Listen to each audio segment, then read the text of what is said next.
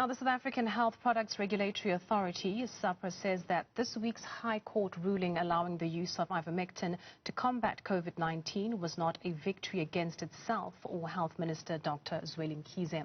Pretoria High Court Judge Cassim Sardiwalla granted an order on Tuesday in favour of AfriForum, the ACDP and Doctors for Life, a group of pharmacies, and the I Can Make a Difference group of medical practitioners.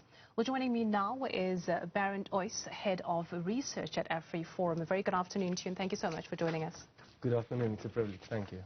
Now, obviously, the Sahpra has actually mentioned that they don't believe that this settlement and, ruling of the court or order of the court is a victory against itself. What is AfriForum's stance?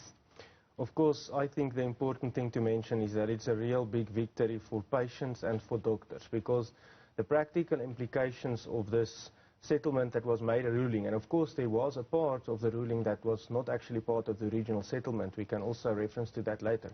But the fact is that it's now possible for a doctor to apply their own judgment and on their own responsibility write a patient a prescription for Ivermectin. The patient can take this prescription to a pharmacy and they can buy compounded Ivermectin without the doctor having to complete a Section 21 application, and also without the doctor having to do the Section 21 reporting. And of course, that's quite a cumbersome process.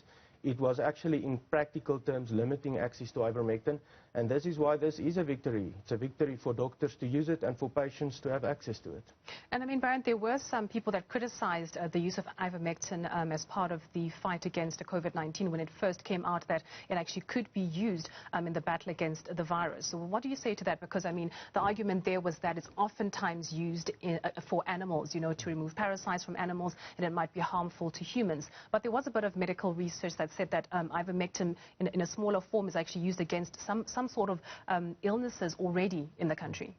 Yes, of course, in South Africa, Ivermectin for human use is something that is not known. Okay, so we are only, the animal products, of course, are very well known and it's widely used by farmers. So that is the case in South Africa. But in other countries on the planet, Ivermectin is in use within humans from the 1980s. So it's been used for humans for decades.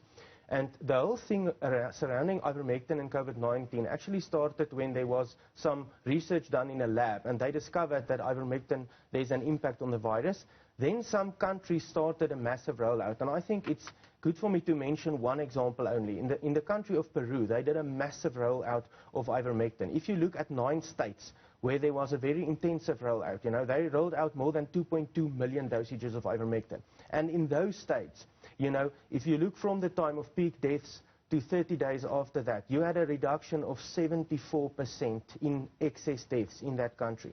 There was a meta-analysis done. Now, a meta-analysis is when you take all the different studies that was done on Ivermectin, and there are a lot of those, and you combine the effects. And according to that meta-analysis by the evidence-based medicine consultancy in the United Kingdom, you can see a reduction, a risk reduction of death with COVID to an amount of 68%. And so we are totally convinced that there is sufficient evidence to use Ivermectin against COVID-19.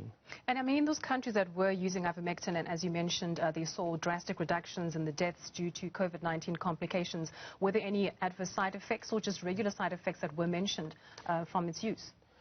There were very few side effects mentioned, and because it's a very safe drug and it's been used for such a long time. Typical side effects that persons might experience is something a bit like dizziness, a bit of nausea, a bit of a headache. But so it's actually, if you look at the safety record of Ivermectin and you do a simple risk-benefit analysis, we know that it's really safe. There's many studies and use in countries indicating that it's really making a difference with COVID-19. It's also extremely cheap. And then you say, and it might help. So if you do that risk-benefit analysis, is it safe? Is it extremely safe? Is it cheap? It's extremely cheap. Can it make a difference? Yes, it can. So there's absolutely no difference, no reason not to roll it out actually on a massive scale. And then just, you mentioned earlier on the issue of a doctor being able to use their own discretion to then prescribe the use of Ivermectin in sort of the curing process of COVID-19 or the treatment process of COVID-19. What about that compounding effect that you mentioned? Could you elaborate a bit more on that? Yes, okay, so it's a bit of a technical thing in the Act. So you basically can have access to Ivermectin currently 2 ways. The one is to make use of an imported finished pharmaceutical product. For that, you still need to do a Section 21 application. That's required by law, Okay. The second way to do it is for local compounding pharmacies to compound the medicine or to mix it. In other words, to say to make it. And if you make it locally, and we can now compound it locally because, and this is part of the court order, there was a medicine registered containing ivermectin as an active ingredient, and ivermectin already appears on Schedule 3 of the Act. And because of that, local compounding pharmacies can compound it. In other words, they can locally mix it, and a doctor can give a patient a prescription for ivermectin, and the patient can then obtain that locally compounded ivermectin without the cumbersome Section 21 application process. And I mean, just thinking about the current rollout of vaccines in the country, are you also thinking that this is not the end of the fight that AfriForum has actually been pursuing in terms of like free and fair access to ivermectin? Are you going to continue pushing that more ivermectin becomes available in this compounded form that's easier to actually use or ingest when trying to treat COVID-19? Yes, of course, you know, we really need to be practical, and we all know that there's some challenges facing the vaccine program, and there's also something else that we need to remember, and that is a vaccine is not a medicine that makes you healthy once you are sick. And that is exactly where ivermectin can make the difference. So even if we have a very good rollout of the vaccines, people unfortunately will still become sick. Hopefully lesser so, but they will still need medicine to make them healthy, and that is where ivermectin can play a role. And I think also, speaking realistically about the infrastructure challenges of South Africa, the vastness and the access to remote areas. You know, if you need to start thinking about cold chain requirements, and you are speaking about deep rural areas in South Africa, if you can have something like a tablet that is really stable, that's being used in tropical Africa and tropical regions of the world, it's an excellent thing to use, specifically in South African conditions. And then just considering the fact that there is this settlement and order of the court that's come out, do you think that it's actually going to be good in terms of reducing the amount of illegal importing of ivermectin? I mean, we saw people that were trying to import it, smuggle it into the country, where some of those batches were at least apprehended by the police, but some might still be available on the black market. Yes, and I think that's such an important thing to mention, you know. If there's a need for something, the only way to actually stop black market is to make it available legally.